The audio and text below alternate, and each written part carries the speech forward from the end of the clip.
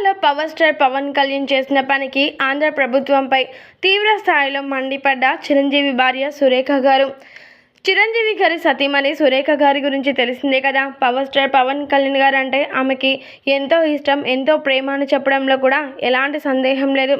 ఒక్క మాటలో చెప్పాలంటే మెగా పవర్ స్టార్ రామ్ చరణ్ని ఎంత అద్భుతంగా, ఎంత ప్రేమానురాగాలతో చూసుకుంటుందో, అదేవిధంగా తన మరిది గారైన పవర్ స్టార్ పవన్ కళ్యాణ్ గారిని సొంత కొడుకులాగా అలాగే చూసుకుంటుంది సురేఖ గారు.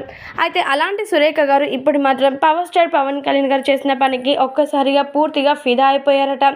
అది మాత్రమే కాకుండా ఆ తర్వాత ఆంధ్ర ప్రభుత్వంపై ఎంతగానో ఫైర్ కూడా అయ్యారట. మరి ఇంతకీ విషయం ఏంటంటే, జనసేన అధినేత పవర్ స్టార్ పవన్ కళ్యాణ్ ఏపీలో ఎంతోమంది వైద్యం లేక తల్లడిల్లిపోతున్నారని తెలుసుకొని వారందరికీ ఖచ్చితంగా వైద్యాన్ని అందించాలని నిర్ణయించుకొని ఉచితంగా ఫ్రీ క్యాంప్ని ఏర్పాటు చేశారట. అయితే ఇలా మెడికల్ ఫ్రీ క్యాంప్ని ఏర్పాటు చేసేసరికి అక్కడ ఉన్నటువంటి జనాలందరూ కూడా ఎంతగానో ఫిదా అయిపోయి ఈ ఫ్రీ క్యాంప్ని సంప్రదించారట. ఇక సంప్రదించిన ఆ తర్వాత అక్కడ ఉన్నటువంటి వైద్యులందరూ కూడా ప్రజలకి ఎలాంటి జాగ్రత్తలు తీసుకోవాలి, ఆరోగ్యవంతంగా ఎలా ఉండాలి అనే ప్రతి ఒక్క సూచనల్ని కూడా అందించారట.